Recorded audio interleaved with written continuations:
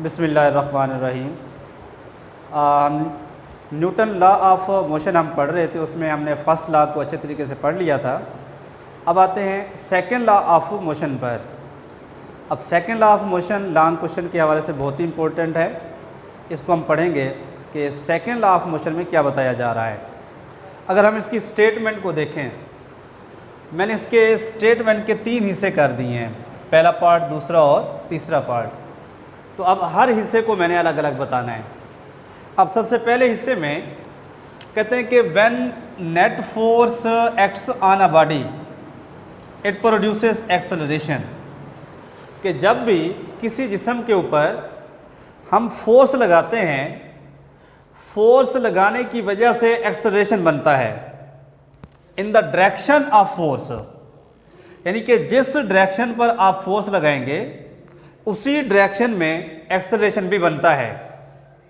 मिसाल के तौर पर अगर आप फोर्स को लगा रहे हैं नॉर्थ की जानिब, तो एक्सेलरेशन की जो डायरेक्शन होगी वो भी नॉर्थ की जानिब होगी। या अगर आप फोर्स लगा रहे हैं ईस्ट की जानिब, तो एक्सेलरेशन की डायरेक्शन भी क्या होगी, ईस्ट की जानिब ही होगी। इसमें हमें पहली बात यह समझ आई कि जब भी हम किसी बॉडी के ऊपर फोर्स लगाते हैं, फोर्स की डायरेक्शन में एक्सेलरेशन बनता है। मिसाल के तौर पर ये मेरे पास पॉइंटर है, एक बॉडी है, अगर मैं इसके ऊपर फोर्स लगाता हूँ, फर्ज करें मैं यहाँ पर फोर्स लगा के इसको मूव कराता हूँ, फोर्स लगाने की वजह से इसमें क्या होता है, एक्सेलरेशन बनता है। अब हमें एक्सेलरेशन के बारे में भी पता होना चाहिए कि एक्सेलरेशन क्या चीज़ है। एक्सेलरेशन हमने चैप्टर नंबर 2 में इसको डिटेल के साथ पढ़ा था। शॉर्टली मैं इसको बताता हूँ कि एक्सेलरेशन चेंज इन वेलोसिटी, कि वेलोसिटी में जो चेंज आता है हम उसको एक्सेलरेशन का नाम देते हैं। तो सेकेंड लॉ ऑफ का पहला हिस्सा जो है कि जब भी हम किसी भी बॉडी के ऊपर फोर्स लगाएंगे, फोर्स की सिमत में, फोर्स की डायरेक्शन में एक्सेलरेशन बनता है। ये इसका पहला हिस्सा। अब आते हैं इसके दूसरे हिस्से की तरफ। अब दूसरे हिस्से में क्या है कि magnitude of acceleration is directly proportional to the force, के एक्सेलरेशन का जो मैग्नीट्यूड है, एक्सेलरेशन की जो क्वांटिटी है, एक्सेलरेशन की जो इसके बाद मैग्नीट्यूड या वैल्यू है, वो फोर्स के डायरेक्टली प्रोपोर्शनल होगी। सबसे पहला हिस्सा कि एक्सेलरेशन फोर्स लगाने की वजह से जो भी हमें मिला था वो फोर्स के डायरेक्टली प्रोपोर्शनल। अब इस हिस्से को बताने से पहले सबसे पहले मुझे बताना है आपको कि डायरेक्टली प्रोपोर्शनल क्या होता है। तो डायरेक्टली प्रोपोर्शनल को हम समझते हैं कि डायरेक्टली प्रोपोर्शनल का क्या मतलब हुआ। डायरेक्टली प्रोपोर्शनल, अब डायरेक्टली प्रोपोर्शनल जो होता है, आमतौर पर दो क्वांटिटीज के दरमियान, दो वैल्यूज के दरमियान रिलेशनशिप होता है। रिलेशन बिटवीन टू क्वांटिटीज, दो क्वांटिटीज के दरमियान ऐसा रिलेशन कि अगर हम किसी एक वैल्यू को बढ़ाएं तो उसके साथ दूसरी भी बढ़ेगी, अगर हम एक को कम करते हैं तो दूसरी भी कम हो जाए। तो ऐसे रिलेशन को हम नाम देते हैं डायरेक्टली प्रोपोर्शनल का। अगर मैं इसकी एग्जांपल दूं कि डायरेक्टली प्रोपोर्शनल की रोज़मर्रा ज़िंदगी से एग्जांपल क्या बन सकती है। मिसाल के तौर पर एक साइकिलिस्ट है, वो अपनी साइकिल को चलाने के लिए उसके पैडल को मूव करता है। अगर वो अपने साइकिल के जो पैडल्स हैं उसको तेज़ी के साथ मूव कराएगा तो साइकिल की जो स्पीड है वो भी बढ़ेगी, उसकी रफ्तार बढ़ेगी। यानी कि पहली क्वांटिटी पैडल का घुमाना, दूसरी क्वांटिटी साइकिल का तेज़ चलना, यानी कि एक के बढ़ाने से दूसरी भी बढ़े। और इसका उलट, इसका वाइस वर्सा क्या हो सकता है कि जब हम एक क्वांटिटी को डिक्रीज करते हैं तो दूसरी भी डिक्रीज होगी। अब वही साइकिल सवार कि अपनी साइकिल को अगर वो पैडल ऐसा से घुमाता है तो उसकी साइकिल की रफ्तार भी क्या हो जाएगी, स्लो होगी। तो ऐसा रिलेशनशिप हम उसको नाम देते हैं डायरेक्टली प्रोपोर्शनल का। इसी तरीके से जब आप किसी चीज़ को फेंकते हैं, अगर आप फोर्स कम लगाते हैं तो ये ज़्यादा ट्रैवल नहीं करेगी। अगर आप इसको फोर्सफुली फेंकते हैं, किसी बॉल को या किसी भी चीज़ को फोर्स ज़्यादा लगाने की वजह से ये उतना ही ज़्यादा ट्रैवल करेगी। तो ये है डायरेक्टली प्रोपोर्शनल। अब इन्वर्सली प्रोपोर्शनल क्या है? अगर हम देखें इन्वर्सली प्रोपोर्शनल को,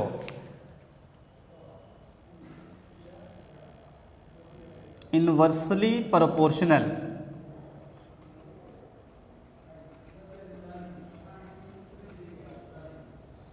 इन्वर्सली प्रोपोर्शनल जो है वो डायरेक्टली का उलट है। अब ये भी दो क्वांटिटीज के दरमियान रिलेशन है।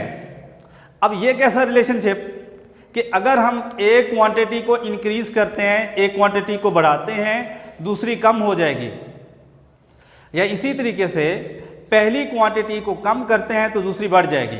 तो ऐसा रिलेशनशिप हम उसको नाम देते हैं इन्वर्सली प्रोपोर्शनल का। अगर हम इसकी मिसाल लें, मिसाल के तौर पर इंसान जब वो छोटा होता है तो उसकी अक्ल कम होती है, उम्र बढ़ने के साथ उसकी अक्ल भी बढ़ती है। अगर हम यूं कहें कि इंसान तो बड़ा हो जाए लेकिन उसकी अक्ल बच्चों वाली रह जाए, तो ये इन्वर्सली प्रोपोर्शनल का एक रिलेशन है। या इसी तरीके से बच्चा छोटा है लेकिन बातें वो बड़ी बड़ी करता है, मतलब अपनी अक्ल से ज़्यादा बातें करता है, तो ये भी क्या होगा? इन्वर्सली प्रोपोर्शनल का। एक और एग्जांपल देता हूँ। मिसाल के तौर पर दो आदमियों का खाना है। अब दो आदमियों की बजाय उसी खाने को खाने के लिए 5 बंदे आ जाते हैं, तो खाने की मिकदार कम हो जाएगी ना भाई। कि एक मिकदार के कम होने से दूसरी मिकदार बढ़ जाए, या एक मिकदार के बढ़ने से दूसरी मिकदार भी कम हो जाए, तो ऐसे रिलेशन को हम नाम देते हैं इन्वर्सली प्रोपोर्शनल का। अब इन दोनों को समझने के बाद हम आते हैं इसकी स्टेटमेंट की तरफ। हमने इसका पहला हिस्सा कहा कि acceleration is directly proportional to the force. मैं इसको मैथमेटिकली प्रूव करता हूं।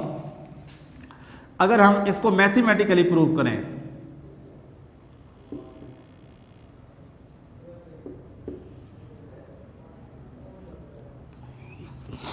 अब इसी स्टेटमेंट के हिस्से को हम मैथमेटिकली लिखते हैं कि एक्सेलरेशन का सिंबल होता है स्मॉल a, डायरेक्टली प्रोपोर्शनल को हम सिंबल के साथ लिखेंगे, और फोर्स का सिंबल होता है F।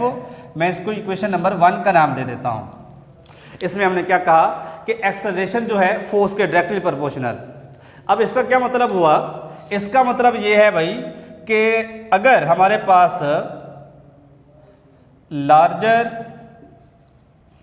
Larger is the acceleration, कि अगर एक्सेलरेशन की मिकदार ज़्यादा है तो इसी तरीके से greater will be the force, greater will be the force, force की क्वांटिटी ज़्यादा होगी, एंड वाइस वर्सा, और इसका उलट। अब इसी बात को समझते हैं हम कि जब भी हम किसी बॉडी के ऊपर फोर्स ज़्यादा लगाते हैं तो उसमें एक्सेलरेशन भी ज़्यादा बनेगा। अगर मैं किसी जिस्म के ऊपर फोर्स कम लगाता हूं तो एक्सेलरेशन भी क्या होगा? कम प्रोड्यूस होगा। मिसाल के तौर पर ये मेरे पास एक बॉडी है, मैं इसके ऊपर फोर्स इसको स्लोली मूव करा रहा हूं आराम के साथ, तो इसका मतलब है इसके अंदर एक्सेलरेशन भी कम प्रोड्यूस हो रहा है। अगर मैं फोर्स की मिकदार बढ़ा देता हूं, मतलब इसके ऊपर मैं फोर्स स्ट्रांगली प्रेस कर रहा हूं, इसका क्या मतलब हुआ? इसमें अब एक्सेलरेशन भी ज़्यादा बन गया। तो इसका पहला हिस्सा कि एक्सेलरेशन उस वक्त बढ़ता है या कम होता है जब हम फोर्स को बढ़ाते हैं या कम करते हैं। फोर्स के बढ़ाने से एक्सेलरेशन भी बढ़ जाएगा, फोर्स के कम करने से एक्सेलरेशन भी क्या हो जाएगा? कम हो जाएगा। अब आते हैं इसके आखिरी हिस्से की तरफ कि एक्सेलरेशन इज इन्वर्सली प्रोपोर्शनल, कि वही एक्सेलरेशन की जो क्वांटिटी है, एक्सेलरेशन का जो मैग्नीट्यूड है, वो उस बॉडी के मास के इन्वर्सली प्रोपोर्शनल है। अगर मैं इसको मैथमेटिकली लिखूं कि acceleration is inversely proportional to 1/m, इसको इक्वेशन नंबर 2 का नाम दे देता हूं। अब इन्वर्स रिलेशन में हमने पढ़ा है कि एक क्वांटिटी के बढ़ाने से दूसरी कम हो जाए या एक को कम करने से दूसरी बढ़ जाए, हम ऐसे रिलेशन को नाम देते हैं इन्वर्सली प्रोपोर्शनल का। अब इसका क्या मतलब हुआ कि ग्रेटर द मास, अगर किसी बॉडी का ग्रेटर मास है और less will be the acceleration, acceleration की जो क्वांटिटी होगी वो कम होगी। अब इसी बात को हमने समझना है, एंड वाइस वर्सा, कि अगर किसी जिस्म का मास ज़्यादा है लेकिन उसका एक्सेलरेशन क्या होगा, कम होगा, जबकि उसके मुकाबले में अगर मास कम है तो एक्सेलरेशन क्या होगा, ज़्यादा होगा। मैं एक कंपैरिजन करता हूँ। ये मेरे पास दो बॉडीज़ हैं, एक मेरे पास पॉइंट है और इसका मास हल्का है, कम है, जबकि उसके मुकाबले में ये थोड़ा सा भारी है। अब इसका सेकंड पार्ट क्या है कि एक्सेलरेशन जो है मास के इन्वर्सली प्रोपोर्शनल। आप मुझे बताएं कि इनमें से एक्सेलरेशन किसका ज़्यादा होगा। साफ ज़ाहिर है जो बॉडी कम है, जिसका मास कम है, जो हल्का है, उसका एक्सेलरेशन ज़्यादा होगा इन्वर्सली प्रोपोर्शनल के मुताबिक, और जबकि ये भारी है और इसका मास ज़्यादा है, इसका एक्सेलरेशन क्या होगा, कम होगा। अब इसको कंबाइन करके लिखते हैं इक्वेशन नंबर 1 और 2 को। यहाँ पर लिख देते हैं combining equation number 1 and 2 by combining equation number 1 and 2। अब इक्वेशन नंबर 1 और 2 मैं इसको कंबाइन करता हूं। कंबाइन करने का तरीका ये देखें कि आपने लेफ्ट पोर्शन को लेफ्ट के साथ करना है और राइट को राइट के साथ मिलाना है। अगर हम इसके लेफ्ट पर देखें, दोनों साइड पर एक्सेलरेशन यानी कि स्मॉल ए लिखा हुआ है और दोनों एक जैसे, इनमें से एक हमने कॉमन ले लेना है, तो ये बन जाएगा स्मॉल ए। प्रोपोर्शनैलिटी का साइन दोनों में मौजूद है, तो ये भी आप लिख लेंगे। उसके बाद फर्स्ट इक्वेशन में लिखा हुआ है एफ, आप एफ लिखेंगे, जबकि सेकेंड इक्वेशन में क्या है 1/m, आप इसको लिखेंगे 1/m। अब मल्टीप्लिकेशन रूल के मुताबिक इसके साथ तो कटिंग नहीं हो रही, तो ये ऊपर वाले नोमिनेटर के साथ f मल्टीप्लाई हो जाएगा, तो ये बन जाएगा a इन्वर्सली प्रोपोर्शनल का साइन f/m। अब प्रोपोर्शनैलिटी के साइन को ख़त्म किया जाता है। यहाँ पर दो चेंजिंग आएंगी, प्रोपोर्शनैलिटी के साइन को हटा के इक्वल का साइन और कोई ना कोई हम कांस्टेंट भी लिख लेते हैं, तो ये बन जाएगा k f/ क्या आ जाएगा, m आ जाएगा। अब k जो है एक कांस्टेंट ऑफ प्रोपोर्शनैलिटी है। अगर मैं इसकी वैल्यू लिख देता हूँ कि k जो है वो बराबर है 1 के। अब k की जगह पर आप 1 पुट करेंगे, 1 इस पूरी रकम के साथ मल्टीप्लाई होगा, तो ये बन जाएगा a = f/m के। यानी कि सेकेंड लॉ ऑफ मोशन में हमने इस फोर्स को फाइंड करना है जिसकी वजह से एक्सेलरेशन बन रहा है या एक्सेलरेशन में ये चेंज आ रहा है। अब हमने देखना है इस रिलेशन में कि आप फोर्स को कैसे फाइंड कर सकते हैं। अब एक तरह से ये इक्वेशन बन गई है। इक्वेशन के रूल के मुताबिक जो रकम डिवाइड हो रही है उसको दूसरी साइड पर आप मल्टीप्लाई कर सकते हैं, तो ये बन जाएगा m और a पहले से मौजूद था, तो ये बन जाएगा f = ma। या मैं इसको तरतीब लगा देता हूं कि f = ma के बराबर। तो यह है Newton second law of motion. इस चैप्टर के लास्ट में फोर्स का जो यूनिट है, फोर्स का यूनिट न्यूटन को भी बताया हुआ है। फोर्स का जो यूनिट है न्यूटन, उसका यूनिट है न्यूटन। अब इसकी डेफिनेशन दी गई है, उसको मैं बता सकता हूं कि 1 न्यूटन यानी कि 1 न्यूटन जो बराबर होता है 1 किलोग्राम मल्टीप्लाई बाय 1 मीटर पर सेकेंड स्क्वायर के बराबर। इसका क्या मतलब है कि अगर हमारे पास 1 kg वाला एक बॉडी है जिसका मास 1 kg है और उसके अंदर एक्सेलरेशन जो है 1 मीटर पर सेकेंड स्क्वायर के बराबर हो, तो वो 1 न्यूटन के बराबर होता है। यानी कि आप लिख सकते हैं कि 1 न्यूटन वो बराबर होता है 1 किलोग्राम मीटर पर सेकेंड स्क्वायर के बराबर। तो ये आज का टॉपिक था। आई होप आपको सेकंड लॉ ऑफ मोशन अच्छे तरीके से समझ आ गया होगा। इसके हवाले से कोई भी आपने सवाल पूछना हो तो पूछ सकते हैं। शुक्रिया।